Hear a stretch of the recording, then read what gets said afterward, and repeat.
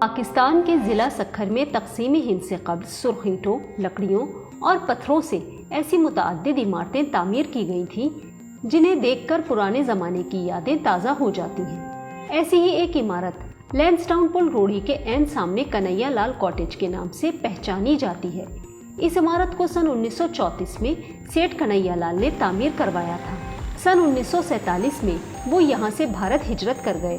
गुज़िश्ता 3 दहाइयों से ज़ायद अरसे से मलिक इमरान शाहिद की फैमिली यहाँ रिहाइश पजीर है।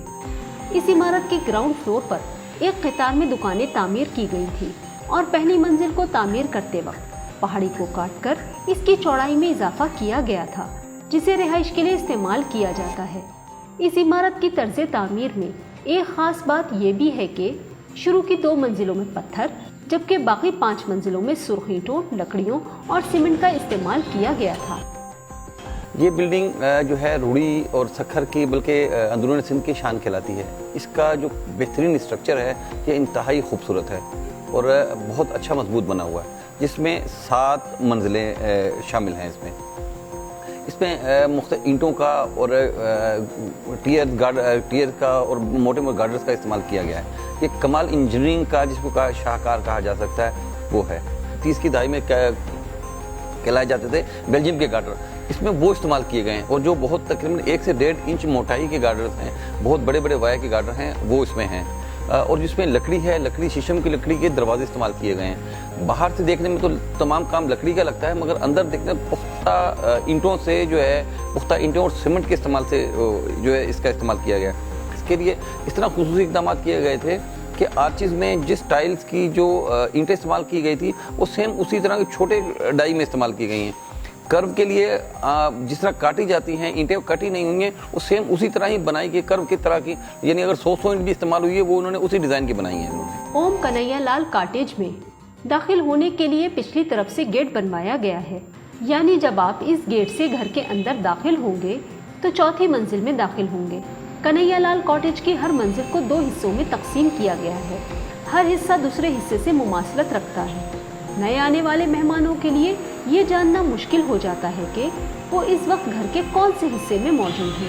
इसी वजह से इसे भूल भुलैया भी कहा जाता है। जब मैं यहाँ शादी होकर आई तो बिल्कुल ही यहाँ पर 7 मंजिला ये घर है और यहाँ पर बिल्कुल हर पोर्शन जो है ना बिल्कुल सेम एक जैसा ही है।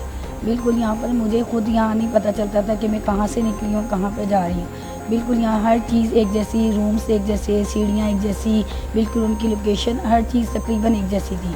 तो इस वजह से जब हम यहाँ आए तो आहिस्ता आहिस्ता हमने चेंजिंग करवाई। कहीं पर हमने कोई जैसे कोई स्टोर रूम था उसको हमने रूम बनवा लिया, किसी को हमने थोड़ी बहुत चेंजिंग करवाई हर पोर्शन में। फिर मुझे अब पता चलने लगा कि ये पोर्शन है। ओम कन्हैया लाल कॉटेज के कमरों की ऊंची छत और इससे जुड़े कुशादा बरामदे की वजह से सख्त गर्मी के मौसम में भी हब्स या घुटन का एहसास नहीं होता है।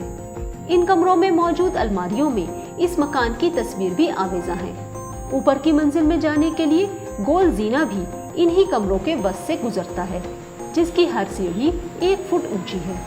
ये तारीखी इमारत इंतहाई खस्ता हालत में है और इसकी रेस्टोरेशन के लिए हुकूमती तवज्जो की ज़रूरत है। हुकूमत सिंध की जानिब से भी कुछ अर्सा कबल एक लेटर आया था कि ये इसको कौमी वर्सा करार दे दिया गया है, आप इसमें अल्ट्रेशन नहीं कर सकते। तो हमने उसे बखुशी कबूल किया, ठीक है जी, अगर हुकूमती अगर इस पर मज़ीद सपोर्ट करते हैं तो वो कर लें। मगर उन्होंने सिर्फ लेटर की हद तक ही रहा, इस पर 1 रुपया यानी सिंगल पेनी भी किसी ने 1 रुपया भी खर्च नहीं किया। जो भी हम कर रहे हैं अपने तौर पर खर्च कर रहे हैं कि इसको अगर उसकी ओरिजिनल हालत में रेनोवेट के लिए उसमें काफ़ी खतीर सरमाया दरकार है। हम अपनी बचत और अपने एक महदूद वसाइल में रहकर ही इस पर खर्च करते हैं और खर्च कर सकते हैं।